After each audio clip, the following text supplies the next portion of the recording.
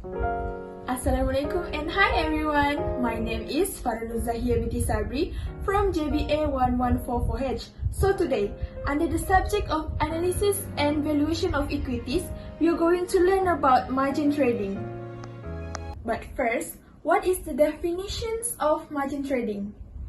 Margin trading could be defined as leverage investment. This leverage investment can be benefit to the investor, but it could also expose the investor to higher risk of transaction.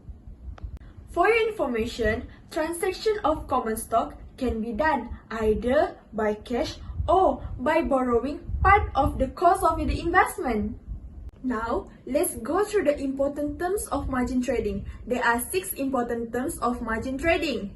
First, margin, margin transaction, actual margin, debit balance, excess margin, and the last one is margin call. So, the first important terms is margin. Let's watch this. Number 1. Margin. The term margin refers to the amount of equity in investment, usually stated in percentage, or cash paid by investors to purchase common shares on margin. The percentage set depends on the stockbroking firm's policy. Example of stockbroking firm is Maybank, Kenanga, and CIMB Bank. The second important terms in margin trading is margin transaction. Margin could be defined as share transaction using partly cash and partly borrowed funds. Let me show you an example how to calculate margin transaction. This is Shima. Shima wants to purchase 100 of shares of stock A currently selling at 30 ringgit per share, assuming the margin requirement is 60%. So, for the solution, first, we need to calculate the amount of equity, which is the margin requirement is 60% times with 30 ringgit times with 100, and the answer is 1,800 ringgit. Next, we calculate the amount of borrowed funds, which is the remaining of 40% times with 30 ringgit and times with 100 of share. The answer is 1,200 ringgit. This means that Shima needs to put up only 1,800 ringgit Malaysia in cash. Her brokerage firm will lend her the remaining 1,200 ringgit. At the same time, Shima needs to pay interest on the amount borrowed and brokerage fees. The third important terms in margin trading is actual margin. As price changes, the amount of equity also change. The amount of equity will increase if the price of the common stock increase, but it will decrease when the price of the common stock decline.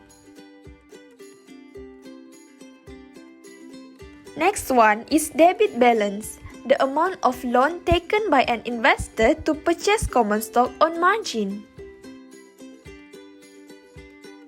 Number 5. Excess margin. In the event of heavy buying forces, the amount of equity will increase above the maintenance margin, and excess in the amount of equity can be withdrawn by the borrower. The last one is margin call. In the event of heavy selling forces, there is a possibility that the amount of equity drops below the maintenance margin. In this case, the borrower has to put up more collateral or more cash in his account so that it can be maintained at the minimum required level. In the simplest way, for margin call, the broker will call the investor if the amount of money in the account is near or lower than the maintenance margin.